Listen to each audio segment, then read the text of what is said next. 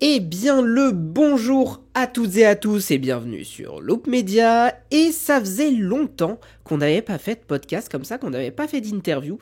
Et aujourd'hui on reprend en grande pompe car nous sommes à Papéa Park en très bonne compagnie. Je vous laisse vous présenter. Bonjour tout d'abord, et oui, en bonne compagnie, c'est gentil. Donc on est à Papéa, je m'appelle Florian Sacrest et je suis directeur et co-gérant du parc. Eh bien écoutez, très bien et merci beaucoup de nous recevoir. Et si vous le voulez bien, on va commencer directement dans le vif du sujet avec la cible principale de votre parc. Voilà, donc nous on est un parc qui est situé au Mans, qui fait 24 hectares. On a commencé, alors le parc a plus de 50 ans, il a été créé en 1971. On était à l'époque pas propriétaire de ce parc et on l'a racheté donc en 2009, il y a à peu près une quinzaine d'années. Et donc au début quand on est arrivé, on a mis en place des manèges pour plutôt les petits. Et après au fur et à mesure, on a commencé à mettre des manèges aussi pour les ados, pour avoir en fait une cible assez mixte. C'est-à-dire que ça va du tout petit au plus grand jusqu'à 16, 17, 18 ans. Donc on en a vraiment pour toute la famille, hein. Donc c'est une cible familiale, voilà, sur à peu près un secteur de 100 km autour de chez nous. Très bien, merci beaucoup. Sachant que la cible de notre podcast, c'est les coaster fans et les park fans, vous allez avoir 1 minute pour nous présenter votre parc et nous donner envie de venir ou revenir dans votre parc. Alors tout d'abord, donc, on a un parc qui est situé au Mans, donc il y a un carrefour autoroutier intéressant autour de chez nous. Pour les coaster fans, on a plusieurs coasters, on a le Speedy Nuts de chez Maurer, un roller coaster de chez Zierer, un roller coaster de chez Soké et une petite chenille de chez Visa. Donc on a plus d'une trentaine de manèges pour toute la famille. Un espace aquatique qui est un nouvel espace de cette année, mais aussi des manèges pour les petits, pour les moyens, pour les grands, les bûches de chez Roverchon qu'on a thématisé. Nickel, très bien. Avant la fin du temps en plus. Question suivante. Est-ce que vous pouvez nous faire l'historique du parc et notamment de l'arrivée des attractions approximatives depuis 2009, donc votre arrivée? Voilà, donc nous quand on est arrivé en 2009, le parc avait une thématique un peu indienne au niveau du visuel. Et il y avait deux manèges qui sont encore présents aujourd'hui, avec notamment d'une part le roller coaster de chez Soké, qui est un roller coaster familial, à peu près qui fait 200 mètres de rail, et les chevaux galopants. Donc voilà, nous on est arrivé, on a mis en place des nouveaux manèges avec plusieurs succès comme l'Apache qui est en fait le disco de chez Zamperla, qui a été un des premiers tremplins quelques années après qu'on soit arrivé. En parallèle, je crois que c'est la deuxième, enfin on va plutôt commencer par, excusez-moi, d'abord le roller coaster et le splash qui sont au fond du parc, roller coaster de chez Zierer et le splash de chez Metalbo, qui sont les premiers manèges avec le bateau pirate qu'on a mis dans le parc. On a mis aussi des manèges pour les petits, des circuits de voitures et toute une panoplie de manèges de Zamperla, comme le Magic Bike, comme la maison volante, comme la petite tour. 4-5 ans après être arrivé, on a mis aussi l'Oasis, qui sont les bûches de chez Roverchon. Et là, ça a été un premier tremplin. Après, il y en a eu un deuxième, comme je disais, donc il y a eu l'Apache, qui est le disco de chez Zamperla. Quelques années après, donc il y a peut-être 5 ans, on a mis le Cyclone, qui est le typhon de chez Technical Park. Et en 2019, on a mis en place le chapiteau, qui est un chapiteau de cirque de 650 places où on fait des spectacles tous les jours. Et donc l'année dernière, grosse dernière nouveauté, le Speedy Nuts, qui est un roller coaster de 400 mètres de rail, qui fait 20 mètres de haut, de chez Maurer. Ok, très bien.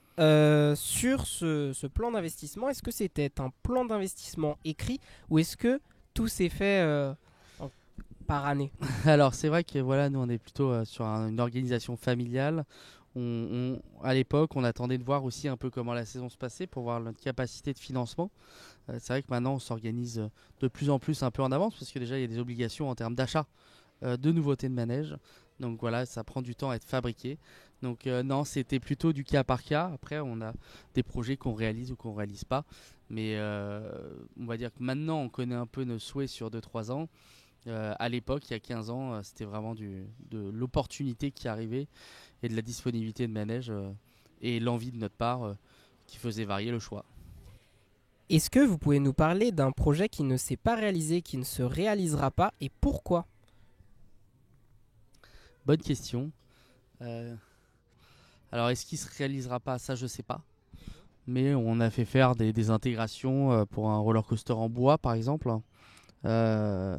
Voilà, donc on a fait plusieurs projets dans le parc. C'est un projet qu'on a fait faire, mais pour l'instant, on s'est pas décidé. C'est pas pour tout de suite en tout cas. Ok. Et c'était pas pour tout de suite, pour quelle raison sur ce wooden coaster? Est-ce que c'est une raison de budget, d'entretien? Alors, c'est d'abord notre mauvaise connaissance du produit. Parce que c'est vrai que c'est quelque chose qu'on n'a pas et que la plupart de nos voisins n'ont pas non plus, qu'on connaît en tout cas. Ce qui fait que oui, il y a quand même une vraie question d'entretien. Il faut pas mal d'effectifs humains pour vérifier et pour le monter aussi forcément. Après, forcément, il y a une question de budget. C'est des choses qui se prévoient 2-3 ans à l'avance. Donc voilà, on n'était pas prêt à ce moment-là. Mais ça arrivera, je l'espère. Ok, je vous le souhaite également. Vous avez parlé tout à l'heure d'une thématique plutôt indienne. Qu'est-ce qui a fait que, au moment de ce rachat, vous soyez passé de thématique indienne à plusieurs thématiques? Alors c'est vrai que nous, le parc quand on l'a repris, il s'appelait Papaya City, sur la thématique indienne, et l'essence même du parc reposait sur un spectacle de cow-boy, l'attaque du train.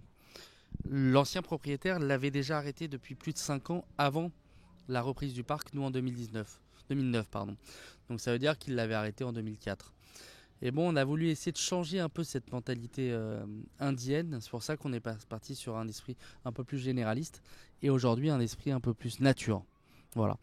Après, c'est vrai que la zone un peu cow-boy, il y a le grill, on a un grand barbecue au charbon de bois d'1,20 m de diamètre, il y a les stands de jeu, il y a l'ancienne gare, enfin la gare du train, pardon, et les chevaux galopants. C'est vrai que c'est une thématique qui plaît. Après, voilà, on a voulu un peu étendre le nombre de thématiques. Très bien. Vous êtes un parc très verdoyant, d'ailleurs c'est très agréable de s'y balader. C'est gentil. Est-ce que des fois ça pose problème d'avoir de la verdure dans un parc? Alors, non, ça pose pas de problème. Bien au contraire, ça crée des zones d'ombre, ça crée de la fraîcheur quand il fait très chaud. Après, le seul problème, entre guillemets, c'est que c'est beaucoup d'entretien. Donc voilà, on a 2 personnes qui travaillent à fond pour garder un parc vraiment, vraiment propre. C'est important que ça soit bien entretenu. Donc non, c'est pas un problème, c'est plutôt une force, je pense. On a aussi des arbres qu'on a plantés il y a 15 ans qui maintenant commencent à bien prendre forme. Donc non, ça, c'est un vrai plus. J'ai cru voir sur certains panneaux disposés un peu dans le parc que vous mettiez un point d'honneur à l'écologie. Est-ce que vous pouvez nous en parler un petit peu? Tout d'abord, on a mis en place un système de tri, entre guillemets, avec plusieurs bennes. Mais aussi, le but, c'est pas de commencer à trier, c'est de voir comment on peut faire moins d'ordures. Ça, c'est la base du problème. Donc, on a mis en place tout ce qui est vaisselle réutilisable, lavable, dans nos pôles de restauration. Et ça diminue énormément le tonnage de déchets qu'on peut avoir. Ça, c'était la première chose. Après, on est en circuit fermé sur notre espace aquatique. Ça fait qu'on réutilise la même eau, on la traite, on la filtre. Donc, on essaye de pas trop dépenser, consommer en tout cas, des ressources naturelles. Très bien. Parlons un peu coaster. Et notamment, vous avez parlé d'entretien tout à l'heure. Sur l'entretien, par exemple, de Speedy Nuts, comment est-ce que ça se passe et quelles sont les choses les plus importantes? Alors, il y a plusieurs choses. Il y a forcément des points de vigilance à avoir et des pièces d'usure. Sur les pièces d'usure, donc tous les matins, il y a bien sûr une vérification de l'usure des freins. Des freins, c'est des freins qui sont en laiton. C'est-à-dire que ça freine sur une plaque en acier, qui est la lame sous la voiture. Et donc cette lame-là ne s'use pas, mais le laiton qui est sur le frein s'use. Donc ça, c'est des points de changement qu'on fait. Après, il y a les calibrages des freins pour voir si l'écartement, parce que plus le laiton s'use, moins ça freine fort, donc il faut resserrer. Et ça, ce calibrage se fait de plein de manières différentes. Après, il y a aussi la temporisation de ces freins-là, par exemple. On peut l'augmenter ou la diminuer en fonction de la chaleur, de la pluie, pour que ça freine plus, pour que ça freine moins. Après, il y a tous les matins une vérification de toutes les roues des voitures, que ce soit les roues de support, les roues latérales ou les roues anti-soulèvement. Voilà, par exemple, ce matin, il y avait une légère micro-fissure sur une roue qu'on a changée sur le Speedy Nut. Et après, il y a une histoire de calibrage, c'est-à-dire qu'on a des gabarits qui nous permettent de vérifier l'usure maximum avant le changement. Donc voilà, c'est un des manèges qui prend le plus de temps en termes d'entretien. C'est un manège qui est plus compliqué que les autres, mais c'est un manège qui plaît beaucoup parce je crois qu'il y a 80 capteurs sur le manège. Il y a des freins de secours, il y a des freins d'utilisation entre guillemets. Et donc tout ça réuni fait qu'il y a plein de variantes en termes de fonctionnement. Très bien. Bah écoutez, merci bien. Tant qu'on est sur le Speedy Nuts, restons-y. C'est donc votre dernière nouveauté. Qu'est-ce qui a fait que vous êtes parti donc sur une Wild Mouse Maurer plutôt que sur un autre coaster ou une autre attraction? Alors c'est vrai que ce type de manège, mon père a toujours souhaité en avoir un petit peu un rêve on va dire.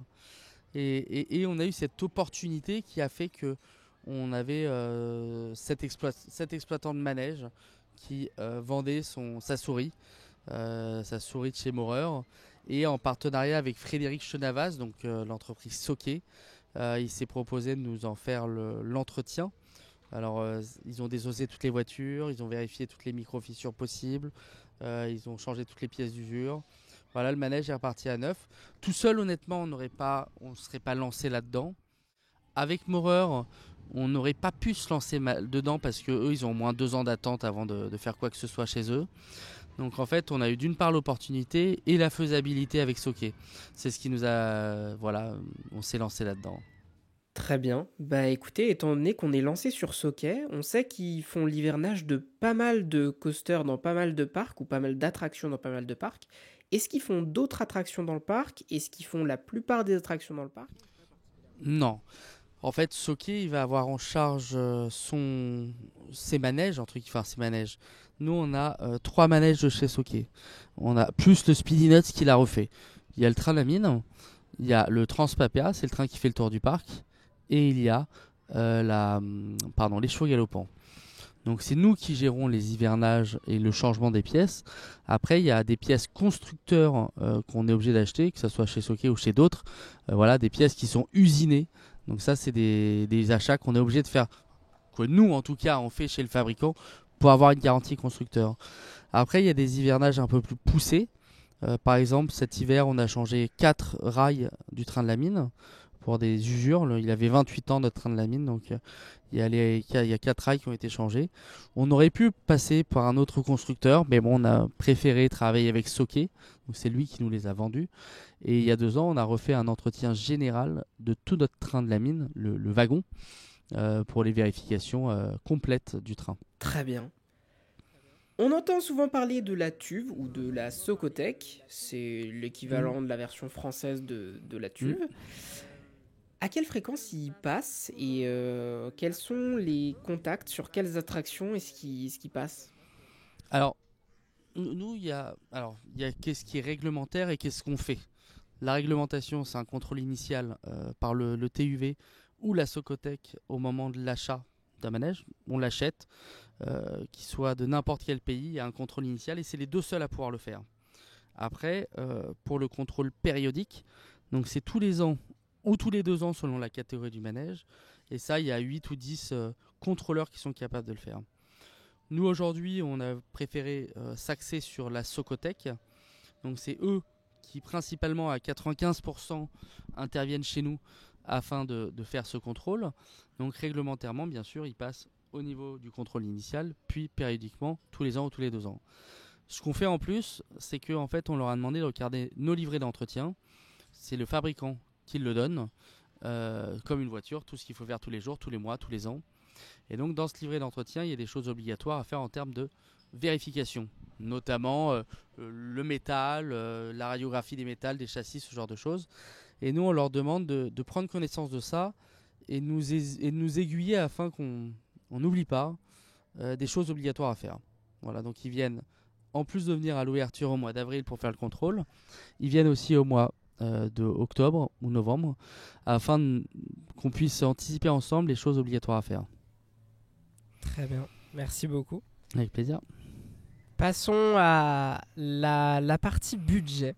C'est toute une partie où juste on va parler des différents coûts, des différentes choses. Donc par exemple l'entretien des attractions, le prix de certaines attractions, tout ça. Pour le moment, c'est quoi votre attraction la moins chère et la plus chère? Et en termes d'entretien, comment est-ce que c'est quoi la différence? Alors, en termes de prix d'achat, l'attraction la moins chère, je crois il y en a 2. C'est soit le Rio Grande de chez Zamperla, Je sais pas, mais je crois que le prix c'était 30 000 ou 35 000 euros. Ok. Soit aussi les bateaux tamponneurs. Après, il y avait par contre le bassin à faire qui a coûté un petit peu d'argent.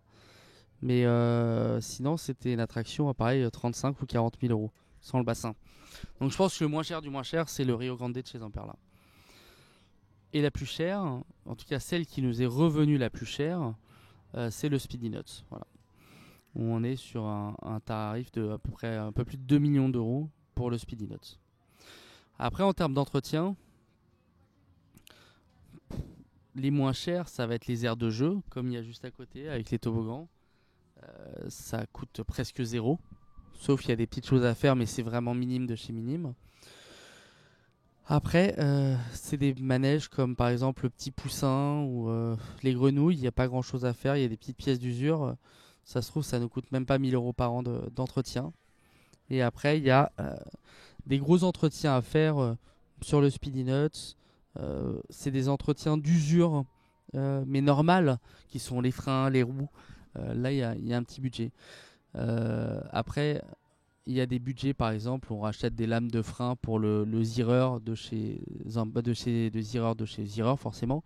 Ou là, ces lames de frein, par exemple, il y en a pour 10 000 euros, mais c'est des lames qui changent tous les 15 ans. Donc, c'est pas très cher. Si on ramène ça là, on le divise par an.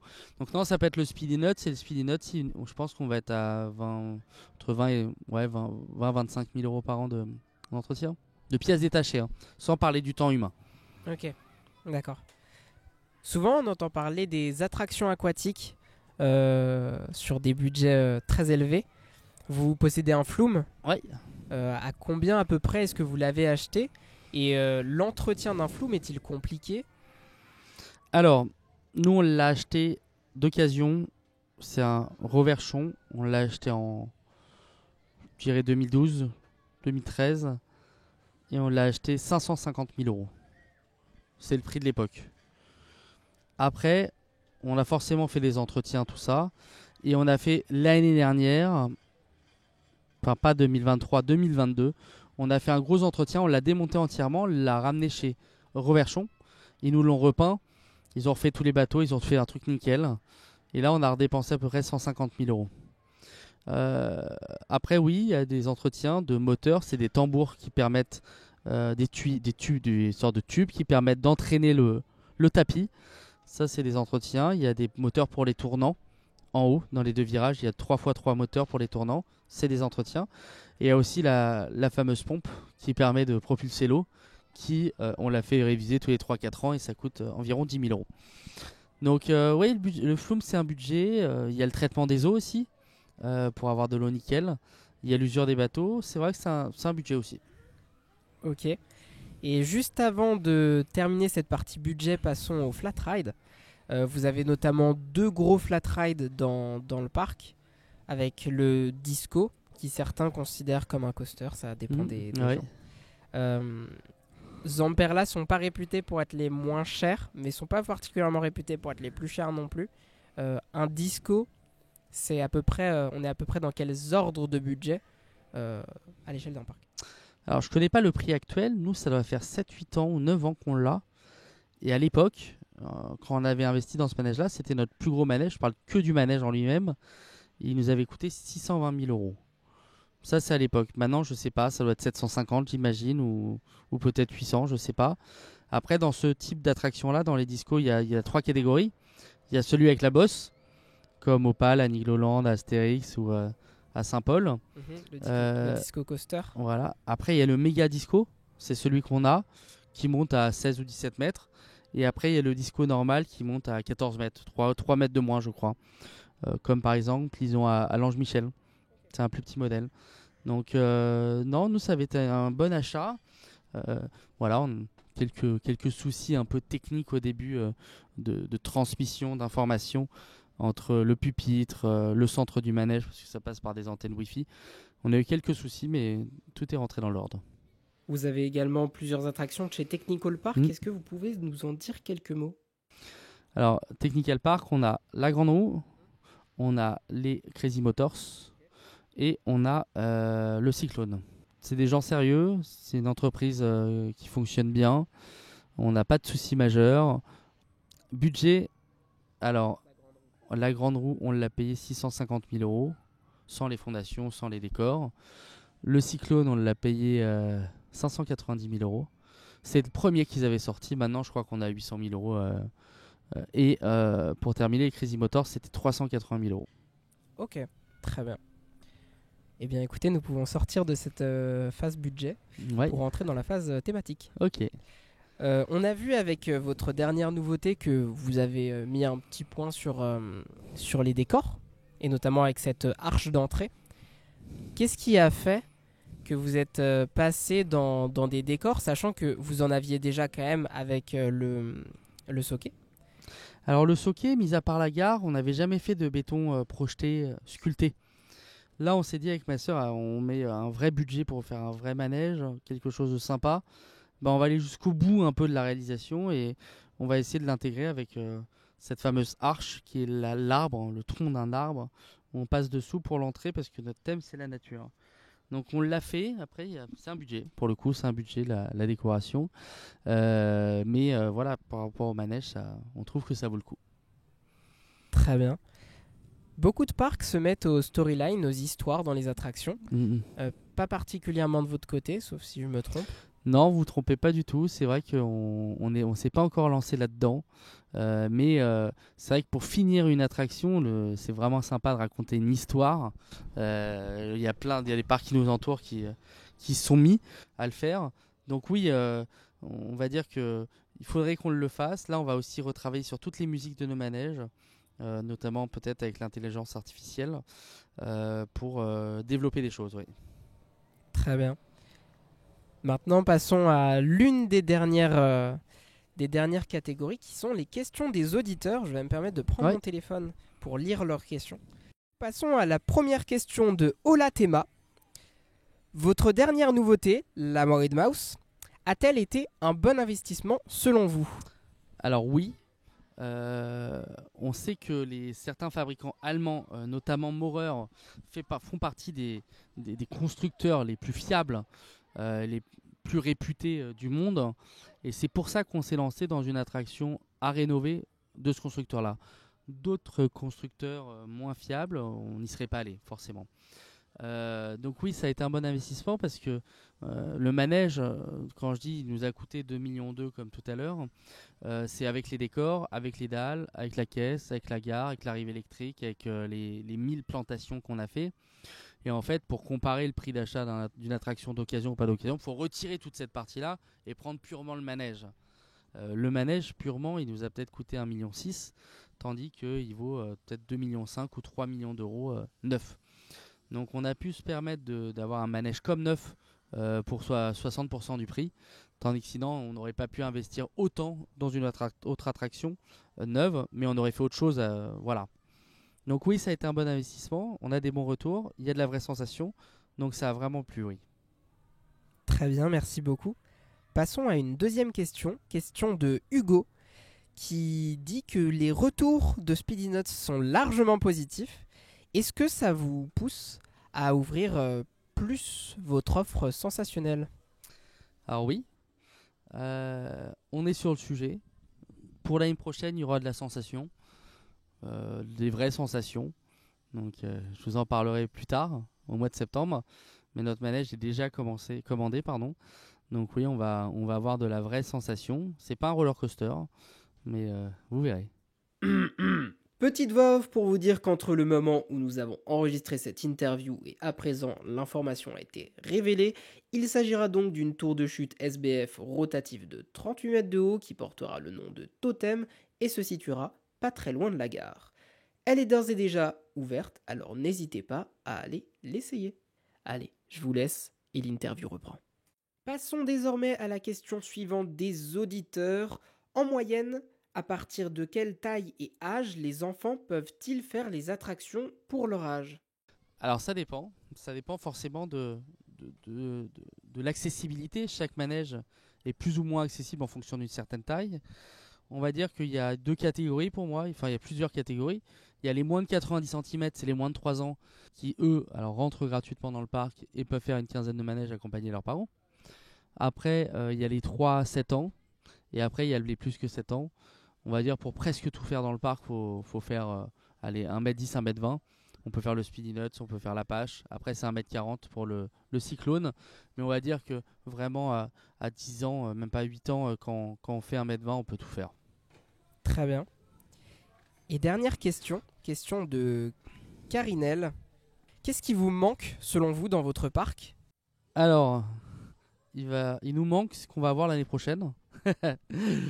Donc ça, c'est un truc qui nous manque.